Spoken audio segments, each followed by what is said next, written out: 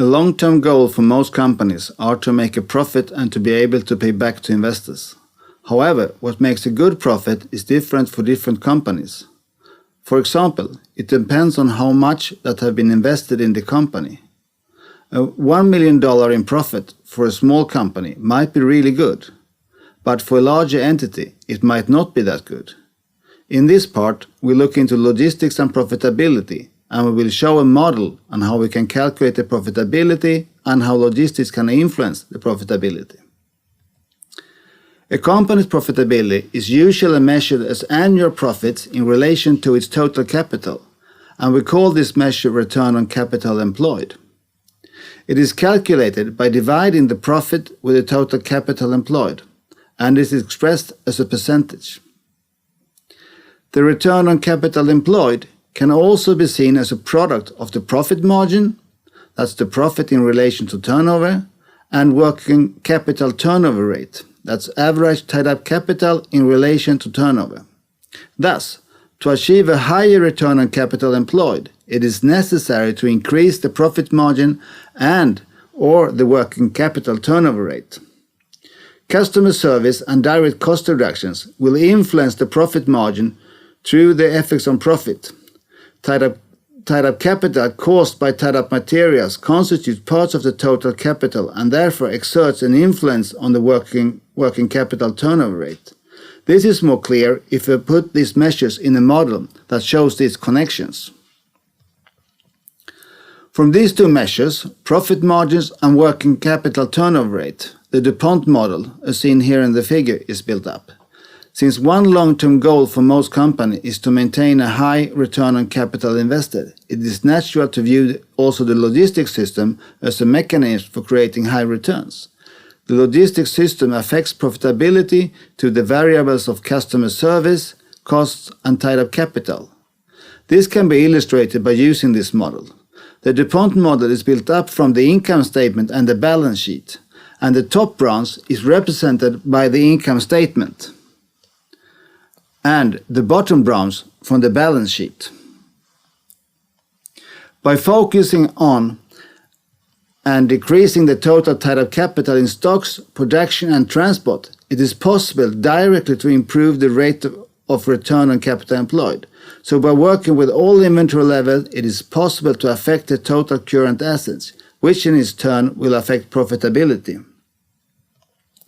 Logistics setup can also change the number of fixed assets. For example, warehouses and distribution centers will affect the fixed assets.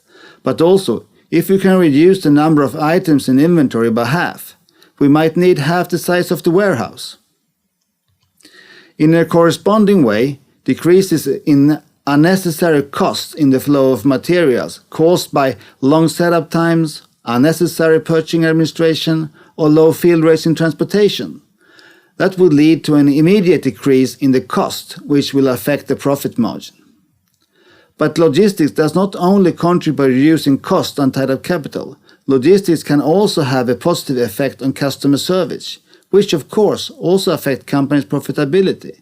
By raising service in those areas critical to customers and reducing it in areas which are less crucial, for example by giving priority to important customer service elements, such as customers and product groups, the company can offer a better overall delivery service at only a marginally higher cost, or possibly even a lower cost.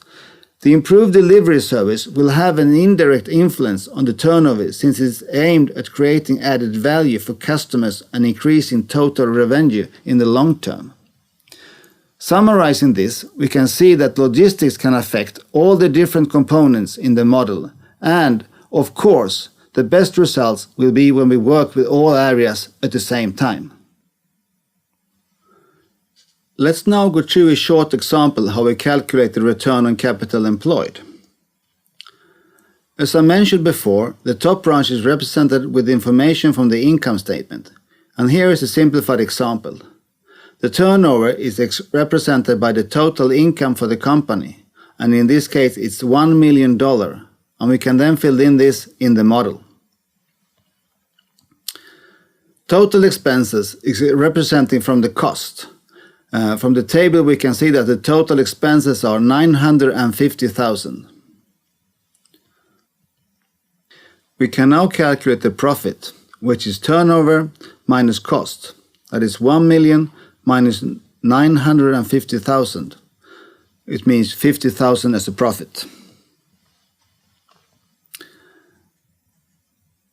Now we're almost done with the top branch. We just have to calculate the profit margin, which represents by taking the profit and divide it with the turnover. That is 50,000 divided by 1 million, and we then get 0.05 or 5%.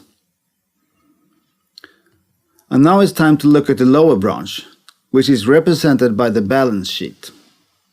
In this simplified example, we can see that under current assets we have raw materials for $75,000.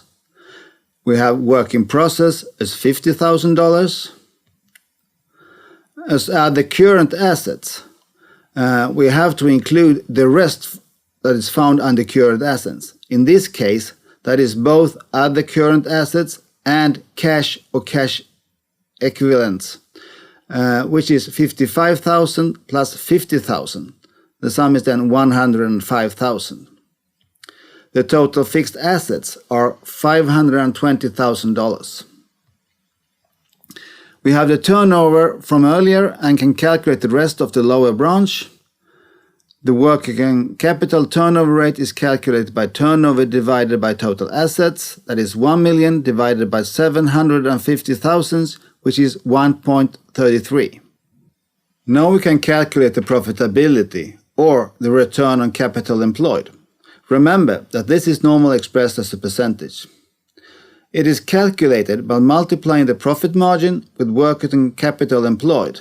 That is 0.05 times 1.33, which is 0.067, which means 6.7%. So that was a quick way to illustrate the company's profitability and its relation to revenues, cost, and assets. By this model, we easily can see that what happens when we decrease the current assets or, for example, increase the turnover. You shall now calculate the profitability for a company. If you have selected a company earlier, please use that one. Or use another company that you have some kind of knowledge about. You will find the income statement and the balance sheet in the company's annual report.